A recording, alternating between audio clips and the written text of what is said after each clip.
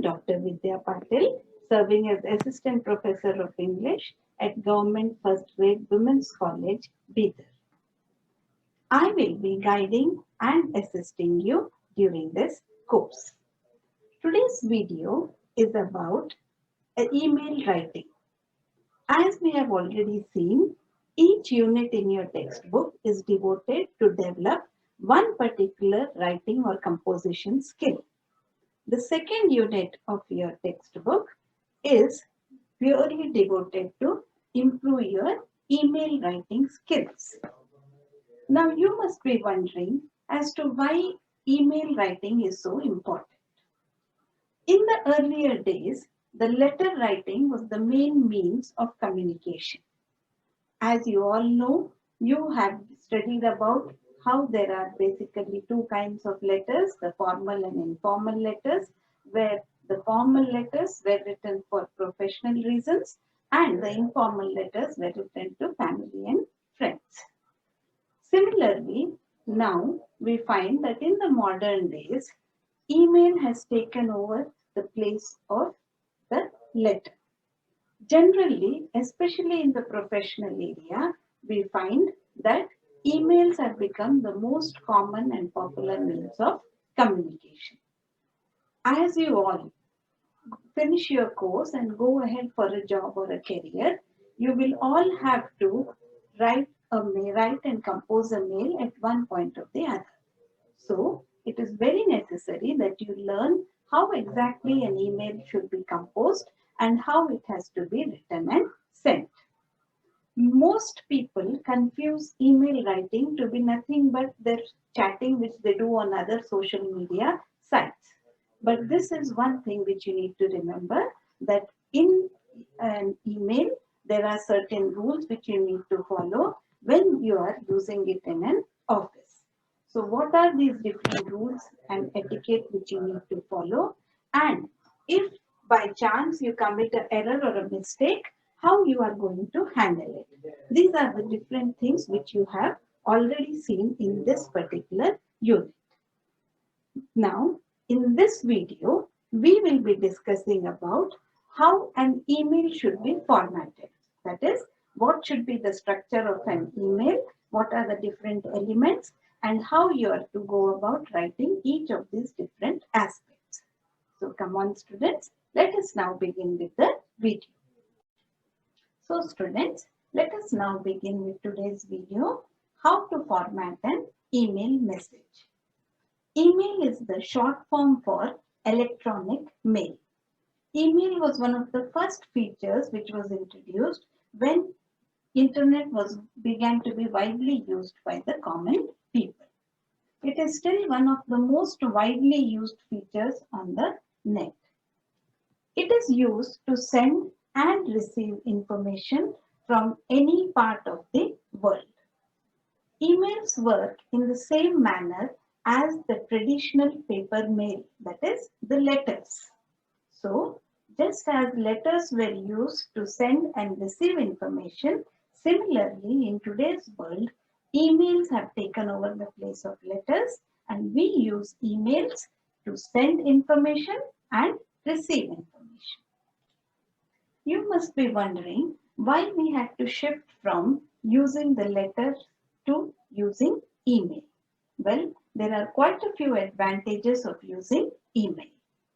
One of the most important advantage is free delivery. That is, it is one of the most inexpensive means of communicating with the other person. Also, it has global delivery. That is, it is very reliable and we can send our message to any part of the world. Instant delivery. In the earlier days, letters used to need months to reach the required destination. But now with the email, just at the click of a button, your mail will reach any part of the world. So because of the speed, this is a much preferred means of communication. File attachment. Now, in a letter, if you had to add more number of annexures and the letter or the envelope became heavier, it used to become much more expensive to send that letter along with all the attachments.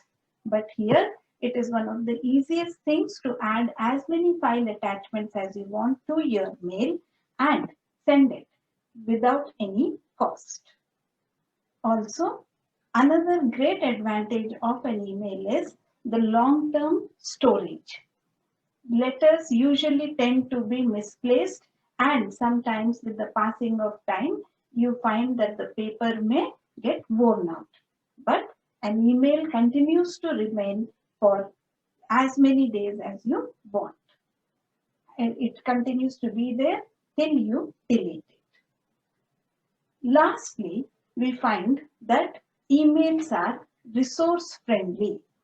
In today's world, when we are facing so many problems, and the chief among them being environmental pollution and degradation, it is very necessary that we stop cutting off trees.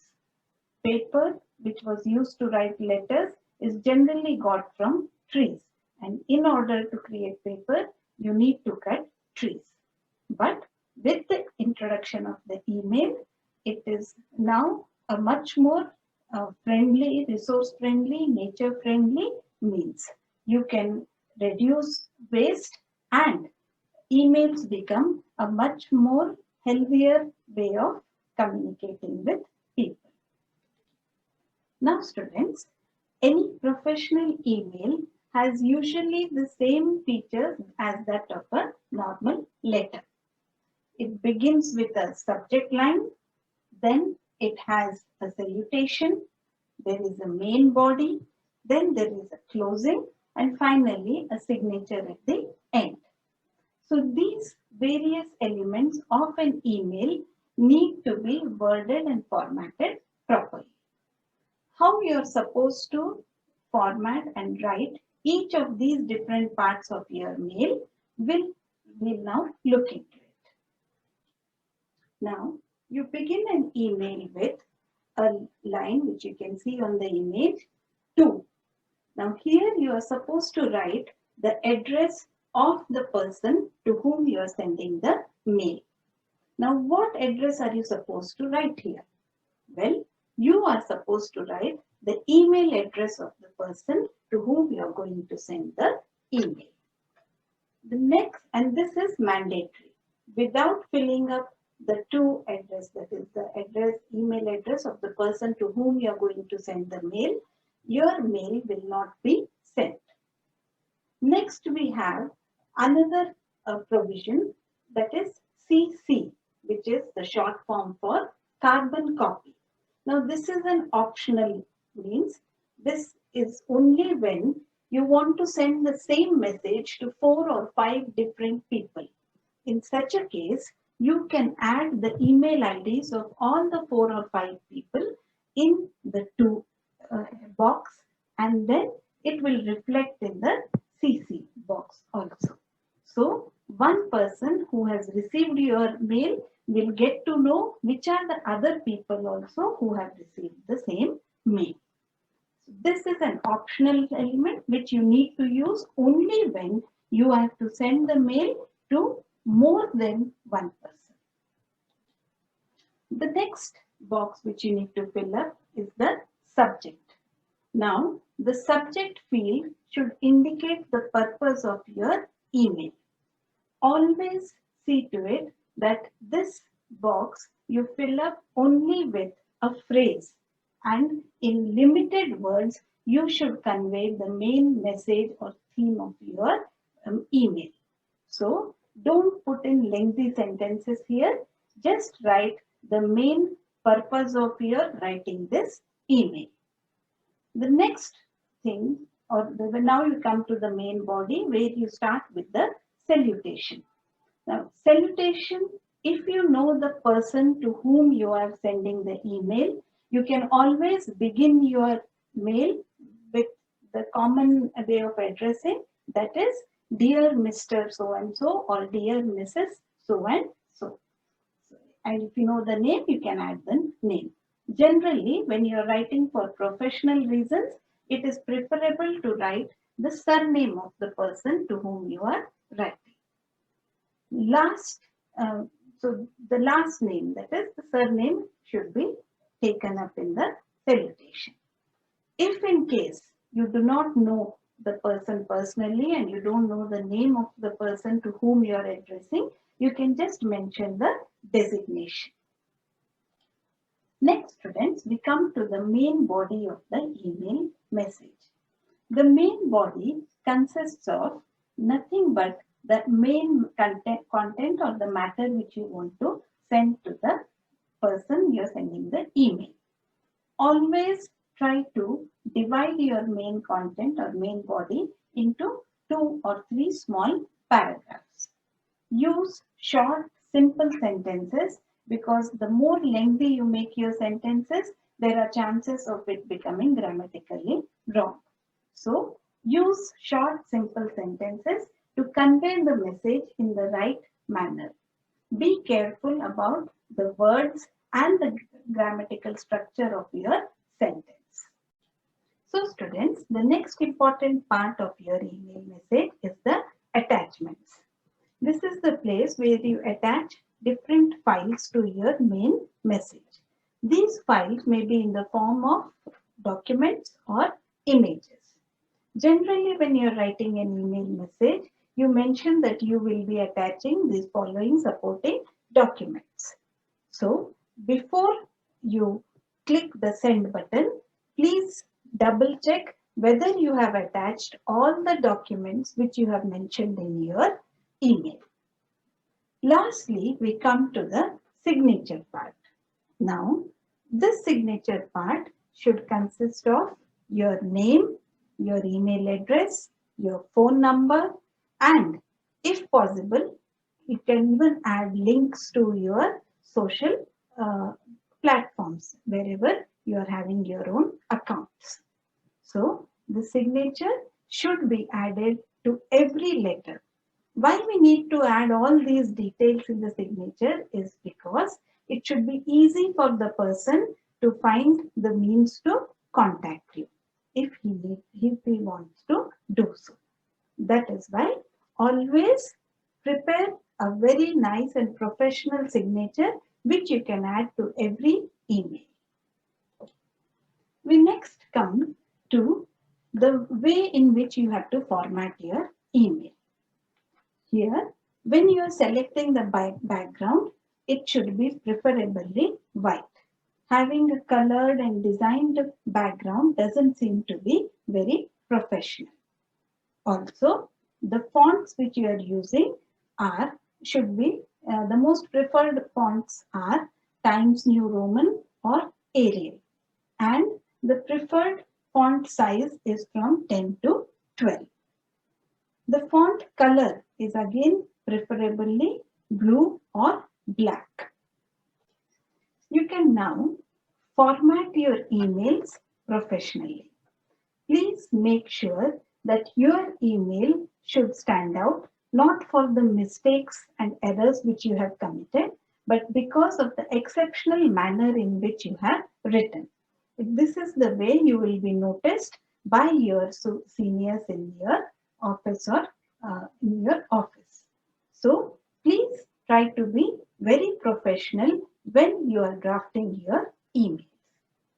Always format your email message like a typical business letter with proper spacings between the different paragraphs. Also, make sure that there are no typos, that is typing mistakes or grammatical errors in the email message which you have typed out. So students, you should be careful about not mistaking that the length or the lengthier your email message is, the better quality it will have. You should always be very brief and to the point in your email message. Also, avoid trying to make lengthy, complicated sentences. Use simple, short sentences. And do proofread it before you send your message.